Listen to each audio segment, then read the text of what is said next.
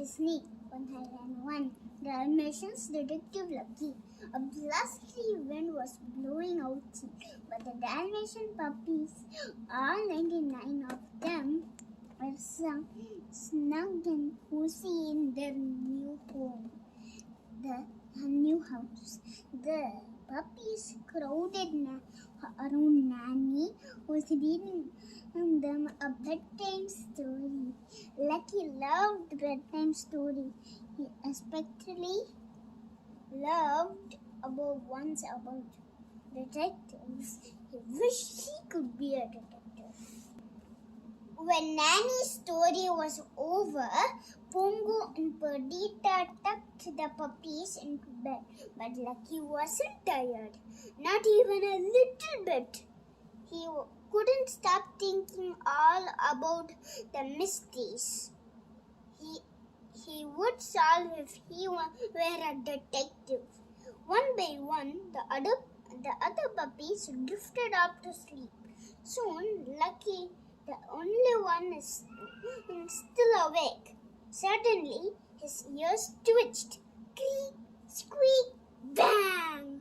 What was that strange sound? Lucky bolted upright. Maybe this was it, the mystery he had wished for. Maybe the sound was a clue. Lucky carefully climbed out of bed. His parents were in the living room with Roger and Anita. No one would notice if Lucky slipped through the doggy door. He could go outside to find some clues, crack the case, and be back before anyone even knew that he had left. Lucky scampered outside. He looked around. He had never been outside alone at night. The wind had died down, but it was very dark. All around him, Lucky saw strange shadowy shapes. Lucky thought about going back inside, but he knew that a true detective will solve his case, no matter what. If he wanted to be a detective, he had to go on dark or no dark. Lucky sniffed the air. An unfamiliar smell made his nose twitch. Maybe it was another clue. Lucky pressed his nose down to the dirt and sniffed again. There it was, the same smell. His tail wagged as he followed the scent into the woods. This is exactly what a real detective would do. Lucky thought eagerly as he dragged the smell into a hollow log. Lucky poked his head into the log to see what was inside, and found two spooky eyes staring back at him. Lucky yelped in surprise. He backed out of the log and quickly as he could, and he ran into a tree. Tunk! Strange noises filled in the air, and Lucky felt something brush by its head. Ooh, ooh, ooh, ooh, ooh. Flap, flap, flap, whoosh. Lucky was surrounded by spooky sounds, and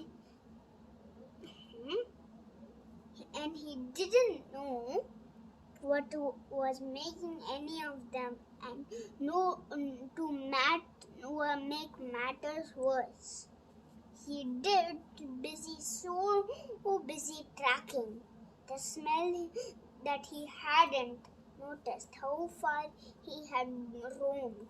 He had no idea where he was or how to get home. There was only one thing to do: run! To the forest, ducking under branches and leaping over rocks. When the trees began to thin, He charged forward, running faster and faster until wham! He knocked into someone. In a flurry of force and kicks and hisses and growls, Lucky and the stranger tumbled over and over her. And then a familiar voice said, "Lucky, is that you?" Sergeant Tibbs, the cat who had helped rescue Lucky and his siblings from cruel devil. Sergeant Tibbs cried. Lucky cried in relief. "Help! I'm lost and I don't know how to get home." Sergeant Tibbs knew what to do. He led Lucky to an old barn, where the two filled the colonel in on Lucky's nation. "No question about it. We have got to this pub back to the Dalmatian plantation," the colonel announced. "But it is too late for the twilight bark. I'm afraid." Lucky's heart snapped. "You mean I have to stay here all night?" he asked. "No need for that," the colonel said kindly. "This calls for the midnight bark." The colonel lumbered to the door and howled into the night. Lucky waited anxiously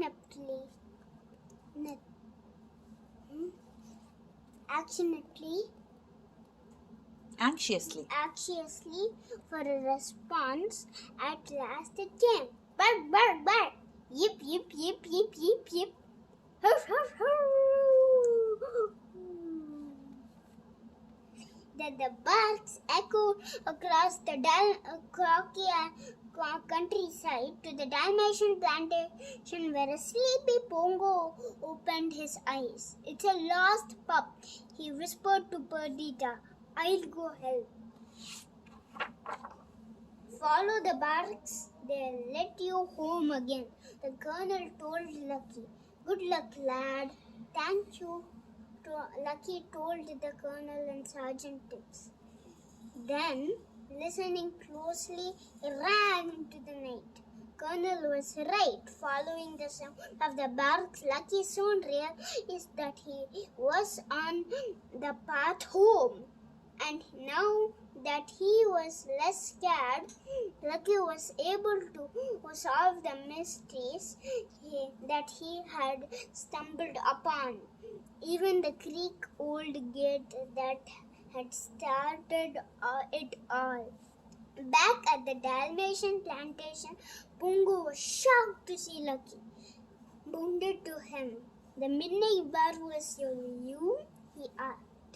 Dad, I solved the mystery," Lucky exclaimed. "Just a real detective? Tell me about it in the morning," Pongo whispered as he left Lucky back to bed. "And no more mysteries tonight."